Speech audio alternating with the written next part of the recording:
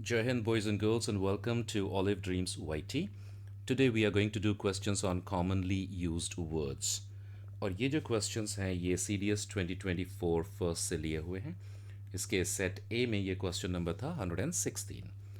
इन questions में आपको दो सेंटेंसेस दिए होते हैं और इसमें अंडरलाइन वर्ड्स होते हैं और आपको बताना होता है कि किन सेंटेंसेस में ये अंडरलाइन वर्ड्स सही यूज़ हुए हैं और किस में गलत यूज़ हुए हैं. सो अगर इस क्वेश्चन को हम देखें तो फर्स्ट सेंटेंस हमारा कह रहा है What is especially noticeable about the pair is that they always dress impeccably. अब especially ES वाला जो होता है इसका मतलब होता है कि बहुत सारी चीज़ों में से किसी एक चीज़ को सिंगल आउट करना. सिंगल आउट करना मतलब उसके बारे में बात करना बहुत सारी चीज़ों में से. सो यहाँ देखा जाए तो कई सारी चीज़ें होंगी जो नोटिसेबल होंगी. उनमें एस्पेशली एक चीज़ है कि वो ड्रेस इम्पेकेबली करते हैं. तो ये बिल्कुल सही यूज़ किया गया है. ई वाला यूज़ होगा especially. S2, lunch is served late in the office, especially on days when there is a board meeting. अब जो एस से शुरू होने वाला स्पेशली है इसका मतलब होता है किसी खास वजह से, पर्टिकुलर पर्पस होता है. सो यहाँ पे लंच का लेट सर्व होना एक खास वजह से होता है क्योंकि उस दिन मीटिंग होती है. सो ये भी बिल्कुल सही यूज़ किया गया है. अब जब दोनों सही हैं तो हम इन चार ऑप्शंस में से अगर चूज़ करें तो हमें लास्ट ऑप्शन दिखता है S1 S2 आर करेक्ट और हम इसको मार्क करते हैं और ये हमारा राइट आंसर होता है. Let's see next question number 117. This question, the first sentence is the matter was resolved amicably between the group even though there were so many of them.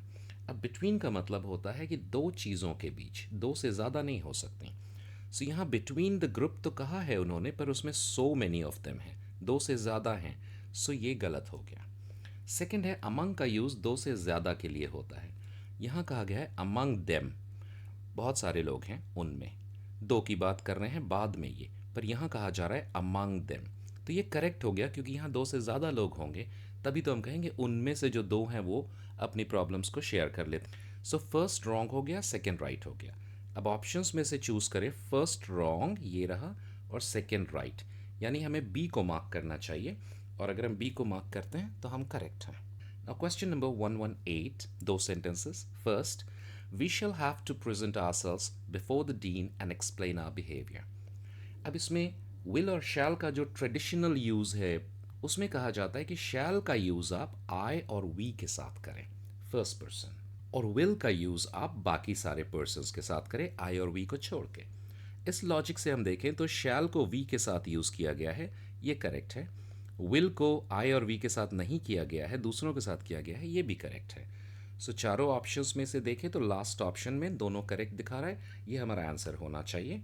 और अगर आपने डी मार्क किया you are correct. Question 119, दो sentences हैं. First, I have not seen her since a long time. अब जब भी हम प्रेजेंट परफेक्ट कंटिन्यूस की बात करते हैं तो सिंस का यूज़ करते समय आपको ये बताना होता है कि वो वक्त कब शुरू हुआ था, और फॉर का यूज़ करते समय आपको बताना होता है कि कितना समय हो गया बीते हुए. सो यहाँ पे कहा जा रहा है अ लॉन्ग टाइम, यानी ये तो कितना समय हो गया बताया जा रहा है, तो सिंस गलत हो गया, यहाँ पे होना चाहिए था for. So first sentence is wrong. Now second sentence, it has been a while since I saw her. अब सिंस के बाद जो बताया जा रहा है आई सॉ हर, ये एक वक्त है जब मैंने उसे देखा था, तब से. सो यहाँ पे ये करेक्ट हो गया. So second one is right and the first one is wrong. इसी तरह सिंस में आप देखिए कई बार ना सिंस के बाद टाइम की जगह एक मोमेंट बताया जाता है. वी फर्स्ट मेट, हम पहली बार जब मिले थे तब से लेकर अब तक. So first is wrong and second is right का ऑप्शन अगर हम इन चारों में देखें सो हमें दिखाई देता है बी, और अगर आपने बी मार्क किया सो आप करेक्ट हो गए इसमें. Now the last question 120, the teacher enquired whether there is any problem with the question paper. Any का यूज़ जब हम करते हैं तो वो क्वेश्चंस के लिए करेंगे और नेगेटिव्स के लिए. सो यहाँ क्लियरली दिख रहा है एनक्वायर्ड है, मतलब ये एक क्वेश्चन है और यहाँ एनी का यूज़ करेक्ट हो गया. Second sentence, he asked her whether she had some pets at home. अब ये तो क्वेश्चन है, आस्क्ड हर कहा जा रहा है, तो यहाँ सम गलत हो गया. So first is right and the second is wrong. A option होना चाहिए और अगर आपने ए मार्क किया है तो आप करेक्ट हो गए. सो आप बाकी क्वेश्चंस के भी वीडियोस बनाए हैं मैंने, उनको जाके देखिए, लिंक्स है ऊपर में। और अगर कोई भी प्रॉब्लम होती है आपको, आप कमेंट्स में लिखिए, I will definitely reply to that. Thank you very much. जय हिंद।